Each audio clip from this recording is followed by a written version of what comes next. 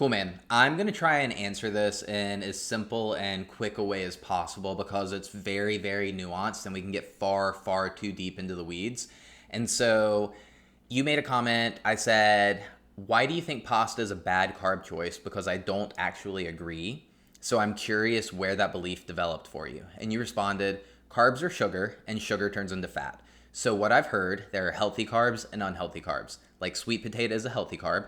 Pasta, from what I've heard, is an unhealthy carb. So I do my best not to eat as much.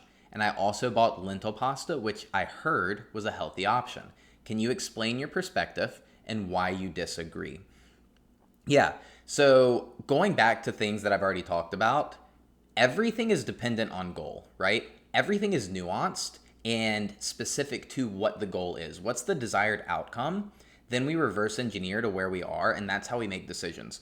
Because labeling things as good or bad, well, that implies morals. And so, like, some carbs are good.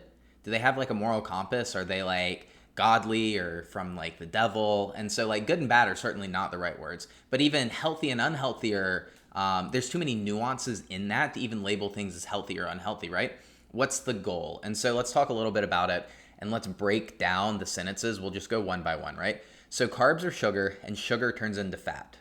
Objectively, that sentence is correct, okay? And so we're going to be mindful of that, but it's taken completely out of context. There's a lot of missing context, which is what a lot of people will do when they are trying to sell you something, not tell you something. They're telling you, but they're actually trying to sell you something, okay?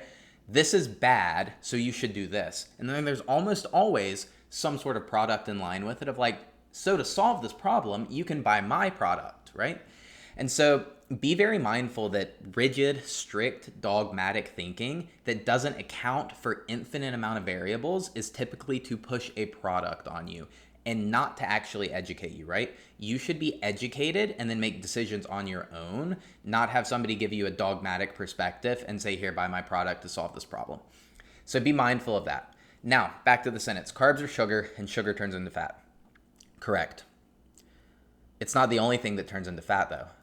When you eat anything in excess of your energy needs, it's going to get stored as fat. Because what is fat, right? Why do things get stored as fat in the body in the first place? Fat is an energy reserve for some potential future in which there may not be food. Your brain's job is to make you survive. And in the past, when we developed, we didn't have unlimited access to food. We didn't have grocery stores available to just go and buy food. And so our body developed in a way where when we have excess energy, we store it as fat for a potential future where there may not be food. And so sugar, carbs, do get stored as fat when we eat them in excess. But so does fat, and so does protein. Okay? So all of the macronutrients, when eaten in excess, will get stored in the body as fat. So it's much more important to account for calories than to demonize a single macronutrient. Second, what I've heard is there are healthy carbs and unhealthy carbs. Like sweet potato is a healthy carb. Pasta, from what I've heard, is an unhealthy carb. Again, we've got to be mindful of demonizing things.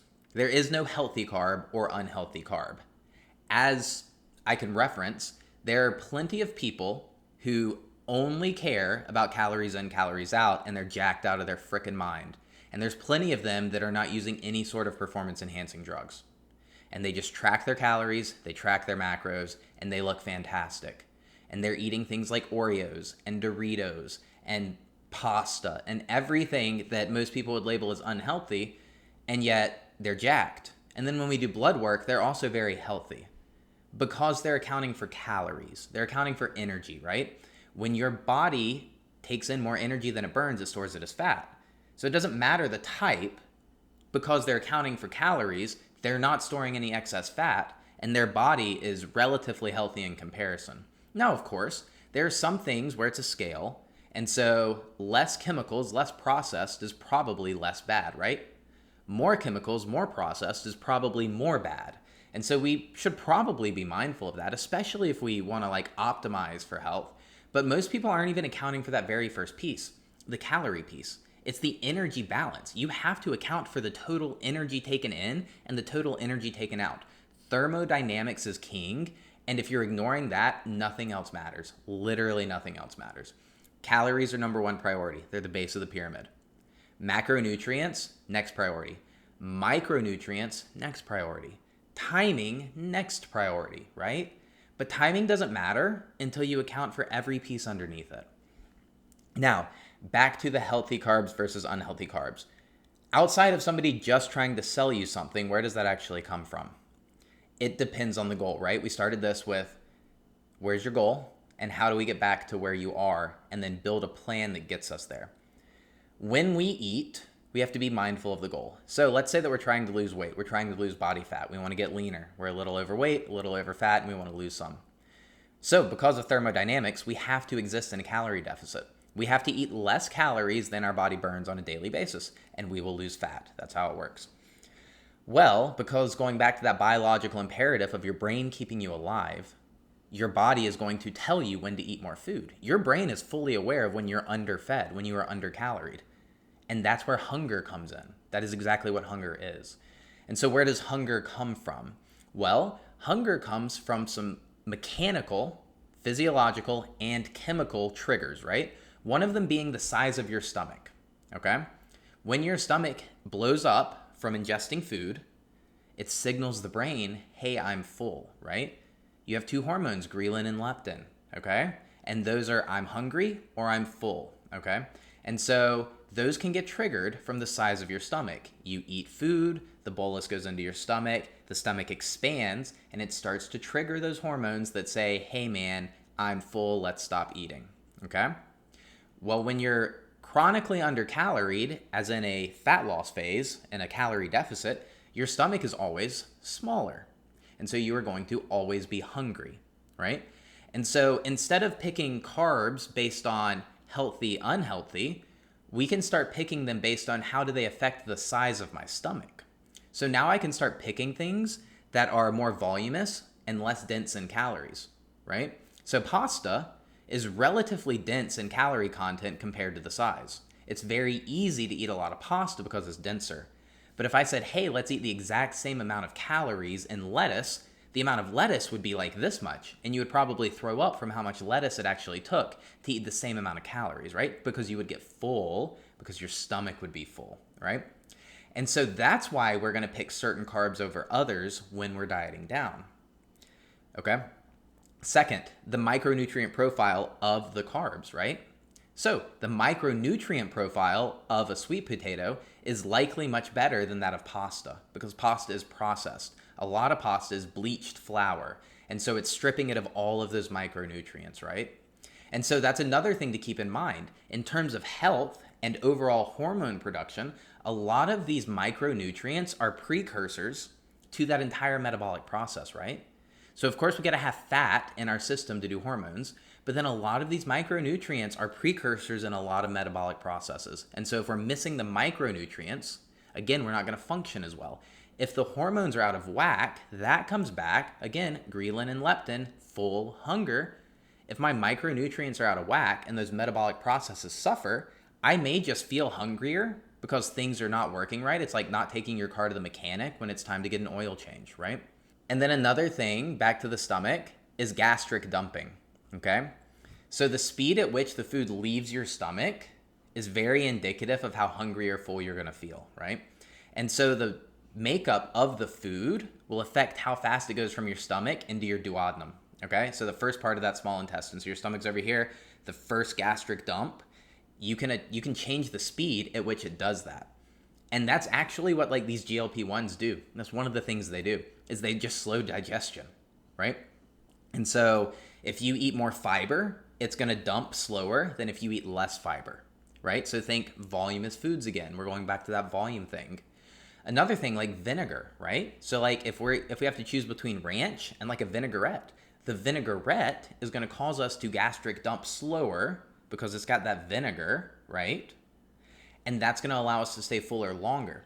So it doesn't necessarily help the calorie density of the meal, but it will help us not get hungry as soon, right? So a lot of times, again, when we're dieting down, when we're in a calorie deficit, we have to be mindful of, hey, how long am I going to feel full? How long am I going to feel satiated? And then in that, again, with being satiated, we can start picking other things that increase satiety, like protein, right? Protein increases satiety.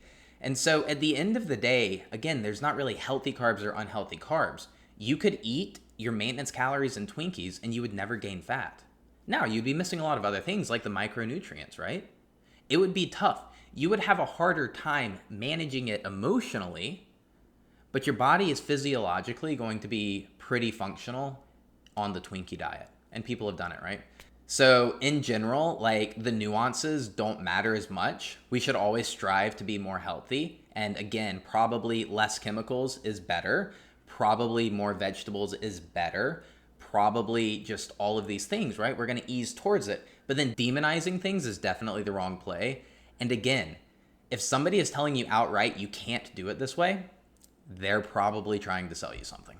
Hey guys, if you like this video and you like this format, you can actually have any of your questions answered exactly like this. All you have to do is scan the QR code or click the link in the description and join my free community. So I have a community hosted on the Skool platform where all of my members, free and my one-on-one clients, are all a part, and they can ask questions to me directly.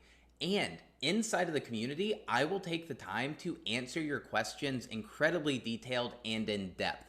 And if it warrants a video, I will record a video just like this, pop it on YouTube, answer the question directly, but really go into a deep dive, detailed answer to your question. So if you like that, if you have questions about weight loss, lifestyle, mindset, finances, anything that I talk about, anything that you're struggling with, pop in, join the community. Like I said, it's completely free, and ask away. We also do a bunch of other things like daily audits, updates. We have a wins page, announcements. So it's really just an awesome place to join others on the same journey that you're on, right?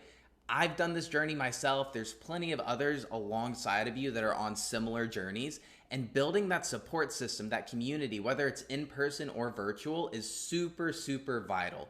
So like I said, you can scan the QR code or click the link in the description if that sounds like a good fit. And again, it is free. I will see you next time, guys.